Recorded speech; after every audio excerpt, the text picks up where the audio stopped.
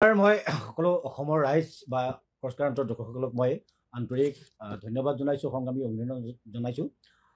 দৰ্শক শ্ৰোতাৰ লগতে গোটেই সংগ্ৰামী অসমীয়া ৰাইজকো মই আমাৰ এই দুখৰ কথাখিনি ক'বলৈ বিচাৰিছোঁ। প্ৰথম কথা হ'ল, আপুনি যিটো কথা সুধিছে মোক, আমাৰ সংসাৰবিলাক কেনেকৈ চলিছে, এই কথা আমি অকণমান বেলেগ ধৰণে পাতনিটো মেলিব লাগিব। প্ৰথম কথা হ'ল, আমি সদৌ অসম অপাঠিকৃত শিক্ষক কৰ্মচাৰী সংস্থা 2319খন শিক্ষানুষ্ঠানত কৰ্মৰত শিক্ষক কৰ্মচাৰী আৰু 2013 চন আৰু 2021 চনত বঞ্চিত অৰ্থাৎ প্ৰাদেশিকৰণৰ পৰা বঞ্চিত শিক্ষক কৰ্মচাৰী সমন্বিতে প্ৰায় 19,527 গৰাকী শিক্ষক কৰ্মচাৰী এটা সন্মিলিত সংস্থা। আমি 2017-18 যিখন পদ প্ৰাদেশিকৰণ আইন আৰু এই আইনখনক আমি সদৌ অসম অপাঠিকৃত শিক্ষক কৰ্মচাৰী সংস্থাই আইনখনৰ প্ৰণয়নৰ মুহূৰ্তৰ পৰাই, প্ৰণয়নৰ সময়ৰ পৰাই আমি এই আইনখনৰ বিৰোধিতা কৰি আহিছোঁ। ইয়াত থকা বিভিন্ন ধাৰা উপধাৰাৰ বিৰোধিতা কৰি আহিছোঁ। সমান্তৰালভাৱে এই আইনখনক আমি পদ প্ৰাদেশিকৰণ আইন নহয় বা শিক্ষানুষ্ঠান প্ৰাদেশিকৰণ আইন নহয়, এই আইনখনক আমি এই ভেঞ্চাৰ স্কুলৰ শিক্ষক কৰ্মচাৰীসকলক আত্মহত্যা কৰিবলৈ বাধ্য কৰোৱা এখন আইন। ভেঞ্চাৰ স্কুলৰ শিক্ষকসকলে বিনা বেতনে গোটেই জীৱনটো পাঠদান কৰাৰ পিছত বিনা বেতনে অৱসৰ ল'বলৈ বাধ্য কৰোৱা এখন আইন। এই ভেঞ্চাৰ স্কুলৰ শিক্ষকসকলৰ যদি কিবা কাৰণত স্বাস্থ্যৰ অৱনতি হয়, ৰোগীয়া হয়, বেমাৰী হয়, তেতিয়া চিকিৎসাৰ অবিহনে মৃত্যুবৰণ কৰিবলৈ বাধ্য কৰা এখন আইন। এই ভেঞ্চাৰ স্কুলৰ শিক্ষক কৰ্মচাৰীসকলৰ পৰিয়াল আৰু সতি সন্ততিবিলাকৰ সন্তান ল'ৰা ছোৱালীবিলাকৰ ভৱিষ্যত ধ্বংস কৰা, আমাৰ জীৱন ধ্বংস কৰা এখন আইন। এই আইনখনৰ উদ্দেশ্যই হ'ল যে যিমান পাৰি শিক্ষানুষ্ঠান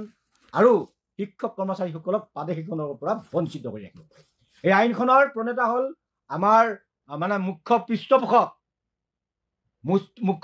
হ'ল আমাৰ বৰ্তমানৰ ডাইনেমিক, দক্ষ আৰু অসমৰ কিছু ৰাইজে আখ্যা দিয়া এজন দয়ালু মুখ্যমন্ত্ৰীৰ উপহাৰ। আৰু তেখেতৰ পৃষ্ঠপোষকতাত এজন অনা অসমীয়া মানুহ, যিজন মানুহে অসমৰ শিক্ষাৰ ইতিহাস নাজানে, যিজন মানুহে অসমৰ শিক্ষাৰ পৰম্পৰা নাজানে, যিজন মানুহে অসমীয়া মানুহৰ মৰ্ম বেদনাৰ কথা বুজি নাপায়, যিজন মানুহে অসমৰ মানুহৰ আৰ্থিক যিটো ব্যৱস্থা, অসমীয়া মানুহৰ আৰ্থিক যিটো দুৰৱস্থা, এই কথাটো অনুধাৱন কৰিব নোৱাৰে, সেইজন মানুহ হ'ল আৰ.চি. জৈন। যিজন মানুহে অৱসৰ পোৱাৰ পিছতো হিমন্ত বিশ্ব শৰ্মা মহোদয়ৰ আশীৰ্বাদত আজিও সেৱাত, বিভিন্ন কেলেংকাৰী হোৱাৰ পিছতো এই মানুহজন অঘোষিত চেয়াৰমেন হৈ থাকিব পাৰিছে। এইজন মানুহৰ কাৰণে আমি এই অৱশিষ্ট 2319খন শিক্ষানুষ্ঠান আৰু ইয়াত কৰ্মৰত শিক্ষক কৰ্মচাৰীৰ লগতে 2013 আৰু 2021 চনত বঞ্চিত প্ৰাদেশিকৰণৰ পৰা বঞ্চিত শিক্ষক কৰ্মচাৰীসকলৰ ঘৰত আজি চোলা নজ্বলে। আমাৰ ঘৰত আজি ল'ৰা ছোৱালীয়ে উপযুক্ত শিক্ষা পোৱা নাই, সিহঁতক আমি কানি কাপোৰ দিব পৰা নাই। দুজন মানুহ, এজন হ'ল মাননীয় হিমন্ত বিশ্ব শৰ্মা বৰ্তমানৰ মুখ্যমন্ত্ৰী, আৰু এজন হ'ল আৰ.চি. জৈন, তেওঁ অঘোষিত সেৱাৰ মুখ্যমন্ত্ৰী মহোদয়ৰ আশীৰ্বাদত সেৱাৰ একছত্ৰী ৰজা। এই দুজন মানুহৰ প্ৰৰোচনাত, এই দুজন মানুহৰ ষড়যন্ত্ৰত আমাৰ পৰিয়ালবোৰ ধ্বংস হৈ গৈছে। এতিয়া কথাটো হ'ল 2017-18 যিখন পদ প্ৰাদেশিকৰণ আইন, এই আইনখনৰ আগত আমাৰ মাননীয় মুখ্যমন্ত্ৰী হিমন্ত বিশ্ব শৰ্মা মহোদয়, তেতিয়া তেখেত কংগ্ৰেছত আছিল। কংগ্ৰেছত থাকোঁতে আমি জানো যে কংগ্ৰেছ যেতিয়া 2001 চনত কংগ্ৰেছ শাসনলৈ আহে, কংগ্ৰেছে চৰকাৰ গঠন কৰে, তেতিয়া অঘোষিত মুখ্যমন্ত্ৰী হ'ল মাননীয় বৰ্তমানৰ মুখ্যমন্ত্ৰী হিমন্ত বিশ্ব শৰ্মা, তেতিয়াৰ শিক্ষামন্ত্ৰী। আজি বিজেপি দললৈ অহাৰ পিছতো তেখেত একছত্ৰী ৰজা। তেখেতেই কংগ্ৰেছত থাকিও, বিজেপিত থাকিও উঠি ৰজা বহি ৰজা। এখেতৰ স্বত্বচাতে, এখেতৰ পৃষ্ঠপোষকতাত 2011 চনত কংগ্ৰেছত থাকোঁতে এখন পদ প্ৰাদেশিকৰণ বা শিক্ষানুষ্ঠান প্ৰাদেশিকৰণ আইন হ'ল। 13 চনত প্ৰাদেশিকৰণ কৰিলে, কিন্তু আকৌ কিছু শিক্ষকক, যিখিনি শিক্ষানুষ্ঠান আৰু শিক্ষক 2013 চনতে প্ৰাদেশিকৰণ কৰিব লাগিছিল, তেওঁলোকক দ্বিতীয় পৰ্যায় বুলি ৰাখি 2021 চনত তেওঁলোকক টিউটৰ সাজিলে। শিক্ষকৰ মৰ্যাদা দিয়া নহ'ল। শিক্ষানুষ্ঠানবিলাক বেছ স্কুল বুলি ভাঙি দিয়া হ'ল। যিবিলাক শিক্ষানুষ্ঠান বেছ স্কুলতো দিব নোৱাৰে, সেইবিলাক স্কুলক চেল্ফ বেছ বুলি আখ্যা দিয়া হ'ল। আৰু তাৰপিছত এই যিখন আইনখনত এটা ভিত্তিবৰ্ষ আছে, 1-1-2006 চন। এই 2001 1/1/2006 চন এই ভিত্তিবৰ্ষটোৰ মানে আধাৰত আমাক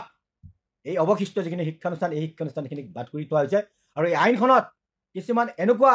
অনমনীয় ধাৰা উপধাৰা সন্নিৱিষ্ট হৈছে যাৰ কাৰণে আমাৰ শিক্ষকসকলে আমাৰ মাজৰ পৰা প্ৰায় 400ৰো অধিক শিক্ষকে আত্মহত্যা কৰিবলগীয়া হ'ল আমাৰ মাজৰ পৰা প্ৰায় 2000ৰো অধিক শিক্ষকে বিনা বেতনে অৱসৰ ল'বলগীয়া হ'ল আমাৰ মাজৰ পৰা প্ৰায় 3000ৰো অধিক শিক্ষকে তেওঁলোকে নিজৰ যেতিয়া ৰোগীয়া শৰীৰটোক মানে উপযুক্ত শিক্ষা দিব নোৱাৰি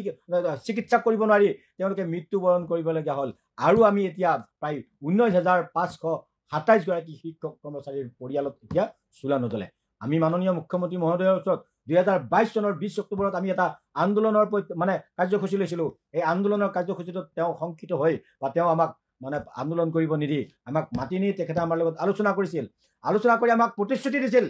যে আপোনালোকৰ যিখিনি শিক্ষানুষ্ঠান বাদ পৰি আছে যিখিনি শিক্ষক কৰ্মচাৰী 13 চন বা 21 চনত বাদ পৰিছে আপোনালোকক এই আইনখনৰ ধাৰা উপধাৰাই হওক বা কিছু কিছু আমি সংশোধনৰ মাধ্যমেদি আপোনালোকক পাৰদৰ্শীকৰণ কৰা হ'ব আপোনালোকৰ এই আইনখনৰ কোন ধাৰা উপধাৰা আপোনালোকক মানে নমনীয় কৰিব লাগে অৰ্থাৎ কোন সেকশ্যন বা সাব সেকশ্যনত আপোনালোকক ৰিলেক্সেশ্যন লাগে আপোনালোকে এটা ড্ৰাফ্ট বনাই দিয়ক এই ড্ৰাফ্টটো বনাই দিয়াৰ পিছত আপোনালোকক আকৌ মাতি আলোচনা কৰি এটা চূড়ান্ত সিদ্ধান্ত ল'ম এইখিনি আলোচনা কেতিয়া হৈছে প্ৰায় 2 বছৰ হ'ল 2022 চনৰ 20 অক্টোবৰ এইটো আমাৰ সদসম অপাদেশিত শিক্ষক কৰ্মচাৰীৰ কাৰণে এটা স্মৰণীয় দিন এই দিনটোত তেখেতে আমাক মাতি নি এনেদৰে প্ৰতিশ্ৰুতি দিয়াৰ পিছত আজি 2 বছৰ হ'ল আমাৰ এই গোটেই বিষয়বস্তুটোৰ পৰা তেওঁ আমাৰ পৰা ফালৰি কাটি ফুৰিছে তেওঁ যি ধৰণে আমাৰ পৰা এটা ড্ৰাফ্ট বিচাৰিছিল আমি এই ড্ৰাফ্টটো 15 দিনৰ ভিতৰত অতি কষ্ট কৰি আমি দিছিলোঁ যদিও এইটো প্ৰচিডিউৰ নহয় আমি দিব নালাগে কেৱল মুঠতে আমি বিচাৰিছিলোঁ কাৰণে আমি ড্ৰাফ্টটো বনাই দিছোঁ আমি কোনো অথৰিটি নহয় তেওঁ বিচাৰিছিল কাৰণে আমি বনাই দিছিলোঁ তাৰপিছত তেওঁ আমাৰ এই গোটেই সমস্যাটোৰ পৰা পলাই ফুৰিছে আমি ভাবিছিলোঁ প্ৰথমতে যে এওঁৰ আচলতে সময় নাই আজিকালি মাননীয় হিমন্ত বিশ্ব শৰ্মা মহোদয় তেওঁ এতিয়া মানে ৰাষ্ট্ৰীয় পৰ্যায়ত নেতা হ'বলৈ তেওঁ প্ৰতিষ্ঠিত হ'বলৈ অহোপুৰুষাৰ্থ কৰি আছে আমি শুভেচ্ছা দিম সেই কথাটোত কিন্তু সমান্তৰালভাৱে ধিক্কাৰো দিম যে এই উজুহাততে তেওঁ আজি 2 বছৰ আমাৰ পৰা পলাই ফুৰিছে কিন্তু এতিয়া আমি দেখিছোঁ আমি এই 2 বছৰৰ ভিতৰত বহুত আন্দোলন কৰিছোঁ প্ৰতিবাদ কৰিছোঁ ধৰ্ণা কৰিছোঁ সমান্তৰালভাৱে তেখেতৰ কাৰ্যালয়ত আমি প্ৰতি মাহত 1-2খনকৈ আমি আবেদন পত্ৰ জনাইছোঁ যে মাননীয় মুখ্যমন্ত্ৰী মহোদয় আমাক মাতিব লাগে মাতি আমাৰ এই সমস্যাটো তেখেতে দিয়া প্ৰস্তাৱ মতে দ্বিতীয় লানি আলোচনা কৰি সমস্যাটো সমাধান কৰিব লাগে কিন্তু তেখেত পলাতক আৰু এজন শিক্ষা বিভাগত অত্যন্ত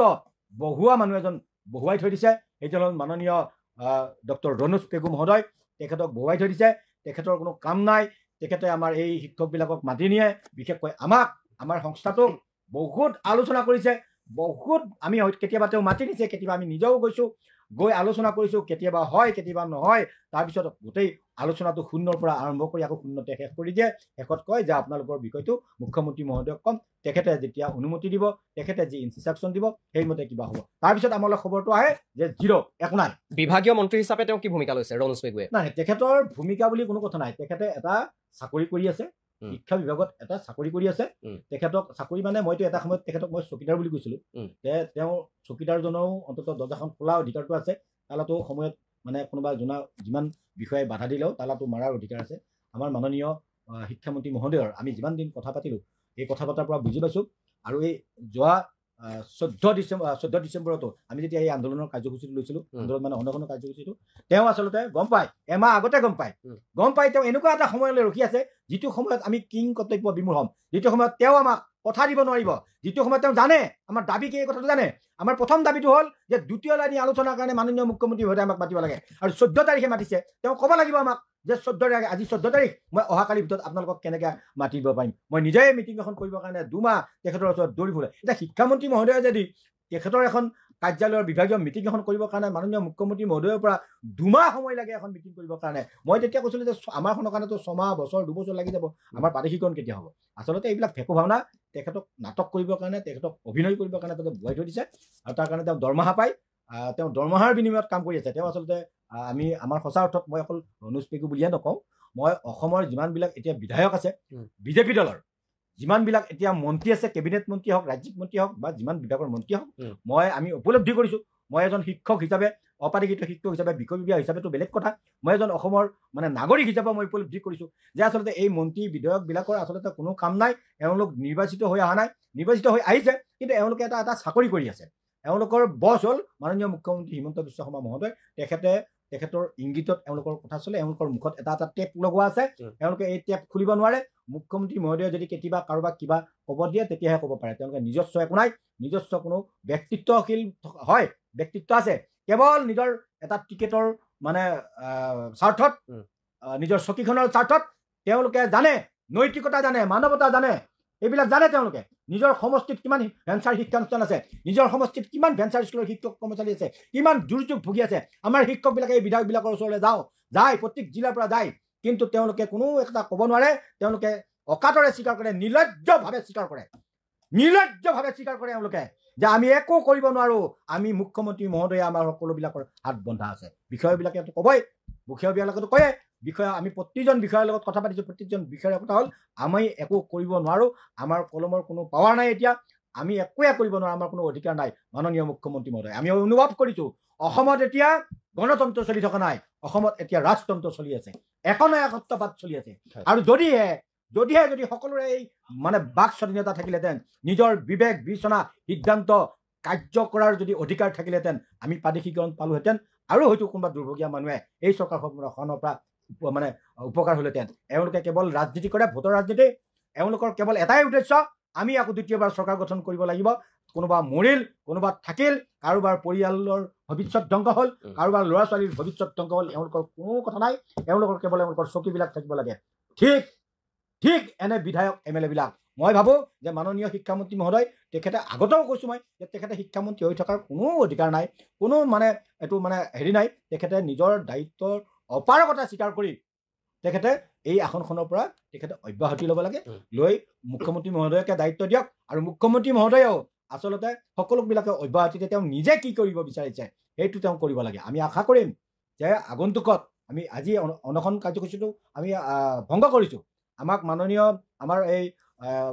ৰাজ্যিক প্ৰাথমিক শিক্ষক সন্মিলনী আইচা অৰ্থাৎ নিখিল ভাৰত ছাত্ৰ সন্থা অসম নাগৰিক মঞ্চ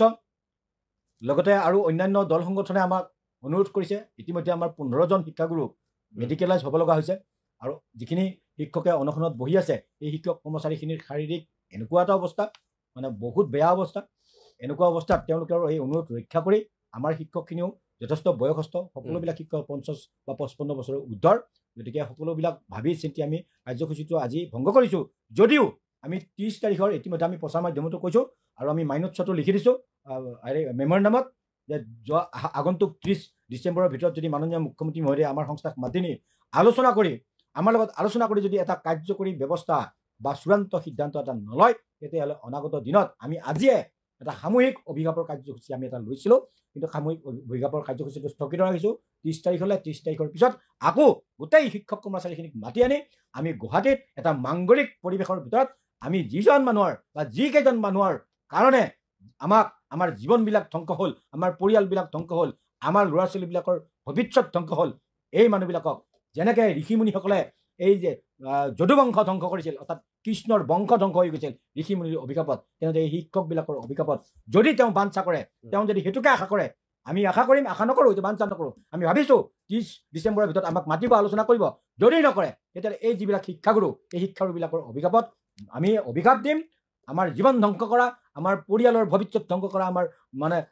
আমাৰ নিজৰ ল'ৰা ছোৱালীবিলাকৰ জীৱন ধ্বংস কৰা এই যিকেইজন মানুহ এই মানুহকেইজনো যাতে আমাৰ এই অভিশাপত ভস্ম হৈ যায় এই অভিশাপত যাতে তেওঁলোকৰো জীৱন যৌৱন মানে সকলোবিলাক ধ্বংস হৈ যায় তাৰ কাৰণে আমি অভিশাপ দিম আমাৰ বেলেগ উপায় নাই আমি গণতান্ত্ৰিকভাৱে বহুত আন্দোলন কৰিলোঁ কিন্তু এইখন চৰকাৰৰ ওচৰত গণতান্ত্ৰিক আন্দোলন গণতান্ত্ৰিক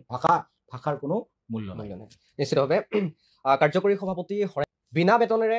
আচলতে তেওঁলোকে জীৱন নিৰ্বাহ কৰিব নোৱাৰি চূড়ান্ত সিদ্ধান্ত গ্ৰহণ কৰিলে 400ৰো অধিকে 1000 গৰাকীয়ে তেওঁলোকে বিনা বেতনেৰে অৱসৰ লৈছে এতিয়া যিসকলে ইয়াত কাম কৰি আছে তেওঁলোকৰো আৰ্থিক অৱস্থা একেবাৰে সুচল নহয় বিভিন্ন সময়ত এই কথাও কোৱা হৈছে যে এসাঁজ খাই পিছৰ সাজৰ কাৰণে চিন্তা কৰিবলগীয়া হয় নিজৰ ল'ৰা ছোৱালীক আনৰ ল'ৰা ছোৱালীৰ জীৱন পোহৰাবৰ বাবে চিন্তা কৰি থকা এইসকল শিক্ষাগুৰুৱে নিজৰ যিসকল সন্তান নিজৰ সন্তানৰ অন্ধকাৰ দেখিছে চকুৰ সন্মুখত গতিকে এটা সৰু পৰিৱেশ নহয় বা এটা পেলাই দিবলগীয়া পৰিৱেশ নহয় কিন্তু তাৰ পাছতো বাৰম্বাৰ চৰকাৰে সমগ্ৰ বিষয়টোক লৈ অৱহেলা কৰি আহিছে ইয়াক লৈ তেওঁলোকে এক আওকনীয়া মনোভাৱ পোষণ কৰি আহিছে কি ক'ব এই সমগ্ৰ বিষয়টো আচলতে চৰকাৰে বিশেষকৈ বিজেপি চৰকাৰে যিটো আমাৰ শিক্ষকৰ যিটো সমস্যা তেওঁলোকে এইটোত গুৰুত্ব দিয়া নাই তেওঁলোকৰ যদি গুৰুত্ব দিলা হয় যদি আমাৰ এই 19,500 17জন শিক্ষক এই শিক্ষকৰ লগত জড়িত হৈ আছে প্ৰায় হাজাৰ হাজাৰ পৰিয়াল নিজৰ লগতে নিজৰ ল'ৰা ছোৱালী মা দেউতা পত্নী এনেকুৱা আমাৰ বহুত হাজাৰ পৰিয়ালৰ কথা জড়িত হৈ আছে আৰু এই পৰিয়ালখিনিয়ে বিনা বেতনে আমি কাম কৰি থকাৰ কাৰণে আৰ্থিকভাৱে এই পৰিয়ালকেইটাই বহুত মানে কষ্ট কৰি জীৱন নিৰ্বাহ কৰিব লগা হৈছে এই চৰকাৰে এই কথাটো আচলতে বুজিব লাগিছে তেওঁলোকে মানে যিটো কৈ আছে যে আমাৰ চৰকাৰ যে আমি উন্নয়নৰ কাম কৰি আছো ৰাইজৰ উন্নতিৰ কাৰণে আমি লাগি আছো বিভিন্ন ধৰণৰ তেওঁলোকে আঁচনি তৈয়াৰ কৰিছে দৰিদ্ৰ শ্ৰেণীক বা দুখীয়া মানুহখিনিক ডেভেলপমেণ্ট কৰাৰ কাৰণে আচলতে কথা হ'ল কি যে আমি এই যে 19,517জন যে আমি শিক্ষক আছো আমাৰ পৰিয়ালটো তেওঁলোকে কি ধাৰণে লৈছে বা আমাক যদি তেওঁলোকে আমাৰ যিটো চাকৰিটো যদি আমাৰ যদি পদটো প্ৰাদেশিকৰণ কৰে তেওঁলোকৰ কি অসুবিধা তেওঁলোকৰ মাননীয় মুখ্যমন্ত্ৰী বা আমাৰ মাননীয় শিক্ষামন্ত্ৰী বা যিসকল বিধায়ক আমি নিৰ্বাচন কৰি মানে বিধানসভালৈ পঠাইছো তেওঁলোকৰ হাতৰ দৰমহা তেওঁলোকৰ যিটো মান্থলি যিটো দৰমহা পায় সেই দৰমহাৰ পৰা আমাক এই 19,517জন শিক্ষকক দিব নেকি মোৰ প্ৰশ্ন হ'ল এইটো গতিকে এইটো যিটো দৰমহা তেওঁলোকে যিটো কাম কৰাৰ বিনিময়ত MLA মন্ত্ৰী এইবিলাকে যিবিলাকে কাম কৰি আছে ৰাইজৰ সেৱা কৰি আছে তেওঁলোকে দৰমহা লৈ আছে তেওঁলোকে দৰমহাটো ক'ৰ পৰা বেছি আমাৰ ৰাইজৰ পৰা বেছি আমি আমাৰ ৰাইজৰ পৰা বিভিন্ন ধৰণৰ টেক্স GST বিভিন্ন ধৰণৰ মানে টেক্সৰ জৰিয়তে তেওঁলোকে দৰমহা লৈ দেশখন বা ৰাজ্যখন চলাই আছে তেনে ক্ষেত্ৰত আমি এই আমাৰ 2,317খন যি আমাৰ অপ্ৰাদেশিত বিদ্যালয় আছে এইখিনি বিদ্যালয় প্ৰাদেশিক কৰাৰ ক্ষেত্ৰত তেওঁলোকৰ ৰাজভৰণ কেনেকৈ উদাম হয় এক নম্বৰ প্ৰশ্ন যদি তেওঁলোকৰ উদাম হয় তেতিয়াহ'লে তেওঁলোকে কিছুমান এনেকুৱা আঁচনি কৰিছে যিটো আঁচনিৰ জৰিয়তে জনসাধাৰণৰ একো ডেভেলপ নহয় যিবিলাক আঁচনি তৈয়াৰ কৰিছে সেইবিলাকৰ কাৰণে জনসাধাৰণৰ একো ডেভেলপ নহয় ৰাজ্যৰো কিন্তু কোনো ধৰণৰ মানে যিটো চাহিদা প্ৰডাকশ্যন যিটো আমাৰ ইনকাম আৰু জনমূৰি আয় যিটো আমাৰ যিটোৰ পৰা আহে মানুহক কৰ্মদক্ষতা মানুহে কৰ্ম কৰিলে তেওঁলোকৰ ইনকামটো বাঢ়িব তেনেকুৱা ধৰণৰ আঁচনি কিন্তু আমি দেখা পোৱা নাই তেওঁলোকৰ আঁচনিবিলাকৰ মূল উদ্দেশ্য হৈছে যে 2026 চনত আমি BJP চৰকাৰে পুনৰ কেনেকৈ অসমত তৃতীয় বছৰৰ কাৰণে ৰাজত্ব কৰিব পাৰোঁ এইটো হৈছে তেওঁলোকৰ মেইন উদ্দেশ্য বাকী জনসাধাৰণ বা আমি ভেঞ্চাৰী স্কুলৰ বিদ্যালয়ৰ শিক্ষকসকল মৰিছোঁ খাইছোঁ প্ৰাকৃতিকভাৱে জন্ম লৈছে প্ৰাকৃতিকভাৱে মৰি যাব তেওঁলোকৰ এইটো ভাবাৰ মানে তেওঁলোকে চিন্তা নকৰে তেওঁলোকে নিজৰ গাড়ীখন নিজৰ চৰকাৰ নিজৰ যিখন মানে ৰাজনৈতিক দল BJP যিটো তেওঁলোকৰ মানে কেনেকৈ স্থায়িত্ব কৰি ৰাখিব পাৰোঁ তেওঁলোকৰ সেইটো চিন্তা আৰু আমাক কি কৰিছে 17-18 যিখন আইন বিদ্যালয় প্ৰাদেশিকৰণ যিখন আইন এই আইনখনৰ যিটো কিছুমান ধাৰাৰ দ্বাৰা আমাক কি কৰিছে আওতাৰ বাহিৰত ৰাখিছে যিটো মানে কল্পনা কৰিব নোৱাৰি আচলতে যিকেইজন বিশেষজ্ঞ বা আমলা বিষয়ে যি আইনখন বানিছে তেখেতে অসমৰ ইতিহাস মোৰ এটা মনত হৈছে অসমৰ ইতিহাস বিদ্যালয় স্থাপন কৰাৰ যিটো ইতিহাস তেওঁলোকে নাজানে সেইবাবে তেওঁলোকে মানে কি কৰিছে 17-18 আইনখনত কি লিখিছে মানে 2001-2006 চনৰ আগত বিদ্যালয় স্থাপন হ'ব লাগিব 2006 চনৰ আগত যদি স্থাপন হ'ব লাগে তেতিয়াহ'লে এই বিদ্যালয়বিলাক ৰাইজে স্থাপন কৰিছে ৰাইজে স্থাপন কৰাৰ পিছত ৰাইজৰ অনুমতি সাপেক্ষে ৰাইজে আবেদন কৰিছে চৰকাৰে সেই আবেদনখিনি ভেৰিফিকেশ্যন কৰিছে স্কুলৰ মাটি আছে নে নাই স্কুলখন চলাৰ কাৰণে যাৱতীয় আন্তঃগাঁথনি আছে নে নাই স্কুলখনত ষ্টুডেণ্ট আছে নে নাই গোটেইখিনি বস্তু LPৰ ক্ষেত্ৰত DI কৰে হাইস্কুলৰ ক্ষেত্ৰত ISA কৰে এই শিক্ষা বিভাগৰ বিভিন্ন বিষয়ে এটি ভেৰিফিকেশ্যন কৰে ভেৰিফিকেশ্যন কৰাৰ পিছত তেওঁলোকে কি কৰে চৰকাৰীভাৱে অনুমতি দিয়ে আৰু চৰকাৰীভাৱে অনুমতি দিয়াৰ পিছত এটা পৰ্যায়ত চৰকাৰে কি কৰে এইটো প্ৰাদেশিকৰণ কৰে এই প্ৰথাটো 1991 আগলৈকে আছিল এই BJP চৰকাৰ অহাৰ লগে লগে আৰু তাৰ আগত কংগ্ৰেছ চৰকাৰে কিন্তু সহজ নহয় তেওঁলোকৰ কিন্তু সাংঘাতিক তেওঁলোকৰ মানে কি ধান্দাটো কি হ'ল আমি কেনেকৈ ৰাজত্ব কৰিব পাৰোঁ ৰাজনৈতিক দলবিলাকৰ ধান্দা হৈছে যে আমি জনসাধাৰণক চলাই পইচা দি কিনিব লাগে আমাৰ অসমৰ মানুহবিলাক পইচাত ভুল যায়তো এই 1200 টকা পাইছে মই কথাত 1200 টকা পাইছে সেইটোত ভুল গৈছে যে 1200 টকাৰ ফলত যি হাতৰ পৰা যি 2000 টকা গৈছে জনসাধাৰণে এইটো কথা চিন্তা নকৰে গতিকে ৰাজনৈতিক দলবিলাকৰ যিটো দেখা গৈছে কংগ্ৰেছো হয় একে BJP হয় একে আমাৰ শিক্ষকৰ যিটো সমস্যা এই সমস্যাটো সম্পূৰ্ণৰূপে অসমৰ যিটো ভেঞ্চাৰ সমস্যাটো এই ভেঞ্চাৰ সমস্যাটো কোনো দলে কোনো চৰকাৰে স্থায়ী হিচাপে সমাধান কৰাৰ কাৰণে ইচ্ছা প্ৰকাশ কৰা নাই আৰু মই দুটা দলকে আজি মই কংগ্ৰেছকো মই দোষাৰোপ কৰিছোঁ আৰু BJP চৰকাৰকো মই দোষাৰোপ কৰিছোঁ তেওঁলোকে BJP চৰকাৰ আজি ইমান বছৰ মূৰত অসমত ৰাজত্ব কৰিছে আমাৰ ভাল লাগিছে আমাৰ শিক্ষক সমাজে আমি মাননীয় হিমন্ত বিশ্ব শৰ্মাক আমি আঁকোৱালি লৈছোঁ যে অন্ততঃ এখেতৰ দিনত অন্ততঃ আমাৰ ভেঞ্চাৰৰ যিটো সমস্যা এই সমস্যাটো তেখেতে সমাধান কৰিব। আমি দলে বলে শিক্ষক অসমৰ জনসাধাৰণে তেখেতক ছাপৰ্ট কৰিছোঁ যে হয় এজন যোগ্য মুখ্যমন্ত্ৰী অসমৰ কাৰণে। কিন্তু তেখেতৰ কথা আৰু কাম বহুত পাৰ্থক্য তেখেতৰ, যে আমি ভাবামতে তেখেতে আমাৰ কামখিনি কৰা নাই, যাৰ কাৰণে আমি তেখেতক আমি গালি মাৰিছোঁ। গালি আমাৰ মুখৰ পৰাই এনেকুৱা হৈছিলে, আমাৰ অন্তৰে আমি খুব দুখ পাইছোঁ। তেখেতৰ যিবিলাক এক্টিভিটি আমাক লৈ যি বৈষম্য, যি ডিভাইড এণ্ড ৰুল কৰিছে, এই ৰুলটোৰ ক্ষেত্ৰত কিন্তু আমি তেখেতক কিন্তু ৰেহাই নেদাওঁ। আৰু ঈশ্বৰে কিন্তু চাই আছে, আমি কষ্ট কৰি আমাৰ পৰিয়ালক আমি যি লালন পালন কৰিছোঁ, আমাৰ পৰিয়ালক আমি যিধৰণে ভৰণ পোষণ দিছোঁ, ঈশ্বৰে কিন্তু চাই আছে। কিন্তু ইয়াৰ কিন্তু বিচাৰ কিন্তু এদিন হ'ব, ভগৱানৰ বিচাৰ কিন্তু লগে লগে নহয়, এদিন নহয় এদিন কিন্তু মাননীয় মুখ্যমন্ত্ৰী মহোদয় আৰু আপোনাৰ চৰকাৰে আমাক যি ষড়যন্ত্ৰ কৰি আমাক যি বৈষম্যমূলকভাৱে আমাক যি আওতাৰ বাহিৰত ৰাখিছে, ইয়াৰ কিন্তু বিচাৰ হ'ব। আমি কিন্তু এইটো মনে মনে নাথাকোঁ, আমাৰ অন্তৰৰ পৰা কিন্তু অভিশাপ কিন্তু আপোনাৰ গাত লাগিব। যে আশা কৰোঁ আপোনালোকে যেনেকৈ অসমৰ জনসাধাৰণৰ উন্নয়নৰ কাৰণে কাম কৰিছে, আমাৰ যিটো সমস্যা, এই যিটো আমাৰ সমস্যা, এই সমস্যাটো সমাধান কৰক। আৰু আইনখনত যিবিলাক ধাৰা উপধাৰা আছে এইবিলাক আপোনালোকে সংশোধন কৰক। সংশোধন কৰিব পৰা ব্যৱস্থা ভাৰতীয় সংবিধানে দি গৈছে, আপুনি কেৱল এইটো কাৰ্যকাৰীৰ ব্যৱস্থা কৰক, নোৱাৰাৰ কোনো কথা নাই। আৰু আমাৰ বিদ্যালয় যেতিয়া স্থাপন হৈছে, আপোনালোকে কৈ আছে, মাননীয় শিক্ষামন্ত্ৰী সেইদিনা কৈছে যে এনৰলমেণ্টটো 31 লাগিব, 30:1 লাগিব। কিন্তু যেতিয়া আমি বিদ্যালয় স্থাপন কৰোঁ তেতিয়া আমাৰ পাৰ ক্লাছ 30-40ৰ ওপৰৰ ষ্টুডেণ্ট আছিল। কাৰণ সেই সময়ত চৰকাৰৰ পৰা কোনো ধৰণৰ বিদ্যালয়ত বিনামূলীয়া পাঠ্যপুথি, ইউনিফৰ্ম, চাইকেল, স্কুটি এইবিলাকৰ ব্যৱস্থা নাছিল। যি চৰকাৰে এই ব্যৱস্থা কৰিলে, তেতিয়া আমাৰ ভেঞ্চাৰ স্কুলত পঢ়ি থকা দুখীয়া ঘৰৰ ল'ৰা ছোৱালীবিলাকে কি হ'ল, এই চাইকেলৰ বিনিময়ত, ইউনিফৰ্মৰ বিনিময়ত, বিনা পইচাত মানে কিতাপ পোৱাৰ বিনিময়ত আমাৰ স্কুলৰ ষ্টুডেণ্টটো কমি গ'ল। এতিয়া আপুনি সেই আইনখনত 1:30 ধৰিলে নহ'ব। আমাৰ বৰ্তমান যিখিনি বিদ্যালয় চলি আছে, 10জন যদি ছাত্ৰ ছাত্ৰী আছে, তথাপিও আপুনি আমাৰ বিদ্যালয় পাঠদান কৰিব লাগিব। আৰু আমি দেখিছোঁ আপোনালোকৰ বিভাগত, অসমৰ বিভিন্ন বিভাগত দেখিছোঁ একো কাম নাই, মানে চিয়াৰত বহি থাকে, এদিন অফিচত যায়, 2 দিন ঘৰত বহি থাকে, তেনেকৈ দৰমহা লৈ আছে। কোনো কাম নকৰাকৈ কিছুমান বিষয়া, কিছুমান চাকৰি মানুহে দৰমহা লৈ আছে। গতিকে আপুনি যদি যিটো আপোনাৰ যদি বিচাৰ, সকলোৰে ক্ষেত্ৰত সমানে বিচাৰ কৰক। কেৱল বিদ্যালয়খিনি বা স্কুলৰ ক্ষেত্ৰত আপুনি ইমান যিটো আপোনাৰ গৰামী, যিটো কাৰা, সেইটো কিয় প্ৰয়োগ কৰিছে? চবকা সাথ চবকা বিকাশ, সকলোকে সমানে চাওক, সকলোকে সমান চকুৰে চাওক, সমানে গোটেই ৰাজ্যৰ জনসাধাৰণক ডেভেলপ কৰাৰ কাৰণে চেষ্টা কৰক। আমি যি অপ্ৰাদেশিত হৈ আছোঁ, আমাক প্ৰাদেশিত কৰক, আমাক প্ৰাদেশিত কৰক। প্ৰাদেশিত কৰিবলগীয়া কোনো মানে আপোনালোকৰ অজুহাত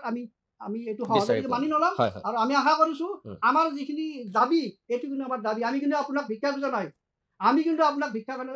নহয়। আমি শিক্ষক হিচাপে আপোনাক অনুৰোধ কৰিছোঁ, আমি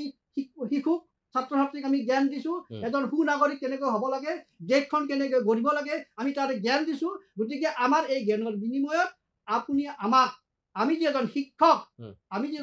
আমাৰ যিটো সন্মান, আমাৰ যিটো স্বীকৃতি, আইন সংশোধন কৰি অনতিপলমে দিয়াৰ ব্যৱস্থা কৰক। নহ'লে কিন্তু 2026ত আপোনাক কৈছোঁ, আপোনাৰ চৰকাৰক কৈছোঁ, আপোনাৰ চৰকাৰে কিন্তু যি আপোনালোকে গৌৰৱ কৰি আছে, ৰাইজে আমাক ভাল পায়, ৰাইজে আপোনালোকক ভাল নাপায়, ৰাইজে ভাল পায় পইচা, আঁচনি আৰু ক্ষমতা আৰু পইচা থকাৰ কাৰণে সকলোৱে ভাল পায়। যেতিয়া আপোনাৰ হাতৰ পৰা ক্ষমতা যাব, তেতিয়া আপুনি, আজি মই যেনেকৈ দুখ পাইছোঁ, কষ্ট পাইছোঁ পৰিয়ালত, আপোনাৰ যিদিনা ক্ষমতা যাব, সেইদিনা আপুনি উপলব্ধি কৰিব যে পাৱাৰ কিমান দিনলৈ থাকে। নিশ্চিতভাৱে খুব কম সময় ল'ম আৰু বেছি সময় নলওঁ। দেখিবলৈ পোৱা গৈছে যে যি ভেঞ্চাৰ স্কুলসমূহ, অপ্ৰাদেশিকৃত বিদ্যালয়সমূহত চৰকাৰে কিন্তু বিনামূলীয়া পাঠ্যপুথি বন্ধ কৰি দিছে, মিড ডে মিল বন্ধ কৰি দিছে। এনেকৈ ভেঞ্চাৰ স্কুলসমূহ বন্ধ কৰাৰ বাবে তেওঁলোকে আচলতে সুপৰিকল্পিত তেওঁলোকে এটা ধুনীয়া পৰিকল্পনা এটা কৰা দেখিবলৈ পোৱা গৈছে। কিন্তু তাৰ বিপৰীতে দেখিবলৈ পোৱা গৈছে কাঠফুলাৰ দৰে কিছুমান আচলতে ব্যক্তিগত খণ্ডৰ বিদ্যালয় গঢ়ি উঠিছে। আনকি এনেকুৱা ধৰণৰ আচলতে ক্ষেত্ৰসমূহত খুদ মুখ্যমন্ত্ৰী ডক্টৰ হিমন্ত বিশ্ব শৰ্মাৰ পত্নীও জড়িত হৈ পৰা দেখিবলৈ পোৱা গৈছে। অত্যাধুনিক ব্যক্তিগত খণ্ডৰ বিদ্যালয় নিৰ্মাণ কৰিছে। গতিকে যি সময়ত আচলতে চৰকাৰী খণ্ডৰ বিদ্যালয়সমূহ বৃদ্ধি পাব লাগিছিল, সেই অনুপাতে চৰকাৰী খণ্ডৰ বিদ্যালয় বৃদ্ধি পোৱাৰ সলনি বিদ্যালয়সমূহ বন্ধ হোৱাই দেখিবলৈ পোৱা গৈছে। তাৰ বিপৰীতে গাঁৱে গাঁৱে চুকে কোণে মদৰ দোকান বৃদ্ধি পোৱা দেখিবলৈ পোৱা গৈছে। কি ক'ব একেবাৰে শেষত? চাওক, আমি আগতেও কৈছোঁ মই কথাখিনি যে 2022 চনৰ 20 অক্টোবৰত যেতিয়া আমি মুখ্যমন্ত্ৰী মহোদয়ৰ আলোচনা কৰিলোঁ, তাৰপিছতে তেওঁ এটা পৰিসংখ্যাও পালে যে আমাৰ 2319খন শিক্ষানুষ্ঠান আছে। এই কথাখিনি যেতিয়া পৰিসংখ্যাটো পালে, পোৱাৰ লগে লগে তাৰ কিছুদিন পিছতে 2023 চনৰ 1 এপ্ৰিল তাৰিখৰ পৰা আমাৰ যিখিনি ভেঞ্চাৰ স্কুল, 5+ হাই স্কুলত তাৰমানে 6, 7, 8 এই 3টা ক্লাছত মানে মধ্যাহ্ন ভোজনৰ ব্যৱস্থা আছিল। আৰু বাকী শিক্ষানুষ্ঠানখিনিত, ভেঞ্চাৰ শিক্ষানুষ্ঠানখিনিতো বিনামূলীয়া পাঠ্যপুথি দিছিল। আৰু ইউনিফৰ্মৰ ব্যৱস্থা আছে। কিন্তু 2023 চনৰ 1 এপ্ৰিল তাৰিখৰ পৰা মানে কাৰ্যকৰী হোৱাকৈ 6 এপ্ৰিল তাৰিখত এখন নটিফিকেশ্যন জাৰি কৰিলে যে ভেঞ্চাৰ স্কুলত আৰু মিড ডে মিলটো দিয়া নহ'ব, বন্ধ কৰা হ'ব। তাৰপিছত অঘোষিতভাৱে আমাৰ এই বিদ্যালয়বিলাকত বিনামূলীয়া টেক্সট বুকটো বন্ধ কৰি দিলে, ইউনিফৰ্ম বন্ধ কৰি দিলে। দিয়াৰ লগে লগে আমাৰ এতিয়া এটা ষ্টেটিষ্টিক্স এটা ওলাইছে যে আমাৰ প্ৰায় 1800ৰো অধিক শিক্ষানুষ্ঠান, এই যে 2319খন শিক্ষানুষ্ঠান আছিল আমাৰ এল পিৰ পৰা মহাবিদ্যালয় পৰ্যায়লৈকে, ইয়াৰে বিশেষকৈ LP, ME আৰু হাই স্কুল আৰু হাই ছেকেণ্ডাৰী এইকেইটা পৰ্যায়ৰ ভিতৰত প্ৰায় 1800ৰো অধিক শিক্ষানুষ্ঠানৰ ইতিমধ্যে অসম চৰকাৰে ডাইচ বন্ধ কৰি দিয়ে, অৰ্থাৎ স্কুলে বন্ধ কৰি দিয়ে। এতিয়া অৱশিষ্ট হয়তো 700তকৈও কম শিক্ষানুষ্ঠান আছে, আৰু এইটো যদি 24-25ৰ ডাইচ কোডটো চোৱা যায় তেতিয়াহ'লে হয়তো ইয়াৰ পৰা আৰু শিক্ষানুষ্ঠান কমি যাব।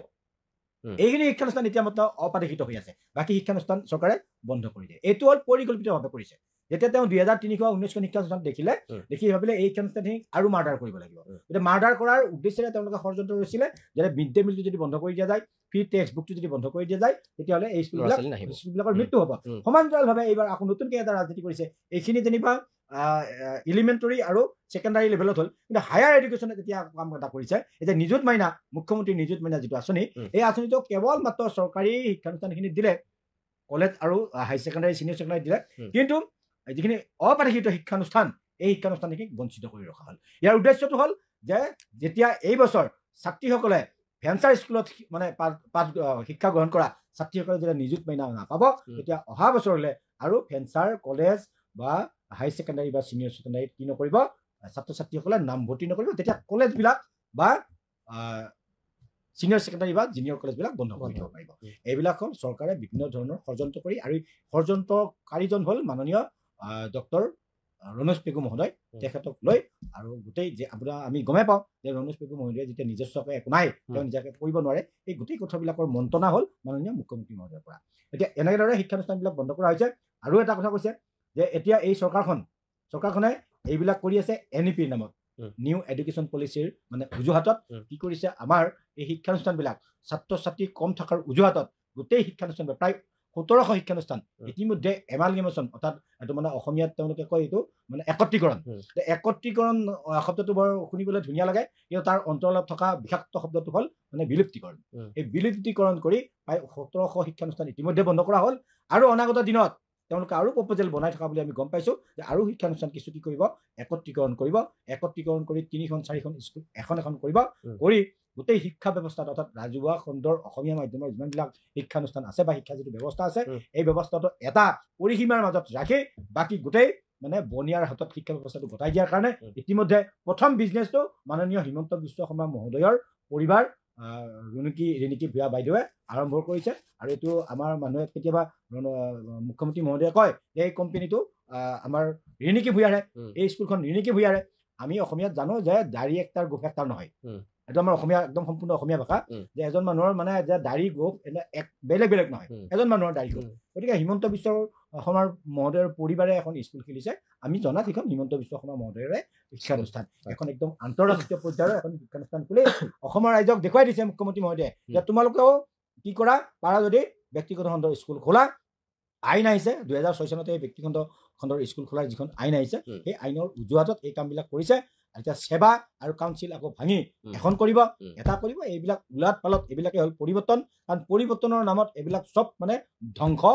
বিজেপি চৰকাৰ আৰু মাননীয় হিমন্ত বিশ্ব শৰ্মা মহোদয়ৰ নেতৃত্বত চলিছে। অসমীয়া ৰাইজে বুজা নাই, যেতিয়া আমাৰ এই গোটেই শিক্ষা ব্যৱস্থাটো, অসমীয়া মাধ্যমৰ শিক্ষা ব্যৱস্থাটো শেষ হৈ যাব, আমাৰ গাঁৱলীয়া যিখিনি দুখীয়া মানুহ, এই মানুহখিনিয়ে যেতিয়া ল'ৰা ছোৱালীক উপযুক্ত শিক্ষা দিব নোৱাৰিব, তেতিয়া অসমীয়া মানুহৰ শিক্ষা হ'ব। এতিয়া কম্পিটিশ্যন হৈছে যে ৰিক্সা চলোৱা মানুহজনো, ঠেলা চলোৱা মানুহজনো, হাজিৰা কৰা মানুহজনো, সকলোৰে এটা কম্পিটিশ্যন যে কোনে কিমান প্ৰাইভেট স্কুলত ল'ৰা ছোৱালী পঢ়াব পাৰে। ওচৰৰ চৰকাৰী স্কুলখনত নামভৰ্তি নকৰি দূৰৰ প্ৰাইভেট স্কুলখনত গাড়ীত পঠাই বা কিবা কৰি এনেকুৱা প্ৰাইভেট স্কুলত ল'ৰা ছোৱালী নামভৰ্তি কৰাৰ যিটো কম্পিটিশ্যন চলিছে, এইটো যেতিয়া বুজি পাব, তেতিয়া আমি যে অসমীয়াত কওঁ যে জোৰ পুৰি হাত পোৱা, জোৰ পুৰি হাত পাব, তাৰপিছত আৰু অসমীয়া মানুহৰ উপায় নাথাকে। আকৌ এই স্বাধীনতাৰ পিছত অসমীয়া ৰাইজে যেনেকৈ অসমীয়া মাধ্যমৰ শিক্ষানুষ্ঠান পতাৰ কাৰণে মানুহবিলাক লাগি গৈছিল, ঠিক তেনেকৈ আকৌ এটা নৱজাগৰণতা আহিব লাগিব। এই সচেতনতাটো অসমীয়া ৰাইজৰ অহা নাই। মই ভাবোঁ নিশ্চয় আমি হাতযোৰ কৰি ক'ম যে এইবিলাক ৰক্ষা কৰক, নহ'লে হিমন্ত বিশ্ব শৰ্মা মহোদয়ে এফালৰ পৰা সকলো শেষ কৰি গৈছে। আৰু আশা কৰিম আমাৰ এই যিখিনি দুৰ্ভগীয়া শিক্ষক কৰ্মচাৰী, এই শিক্ষক কৰ্মচাৰীখিনিক আগন্তুক 30 ডিচেম্বৰৰ ভিতৰত আমাক মাতি নি আলোচনা কৰি আমাক ন্যায় প্ৰদানৰ এটা সুব্যৱস্থা কৰিব।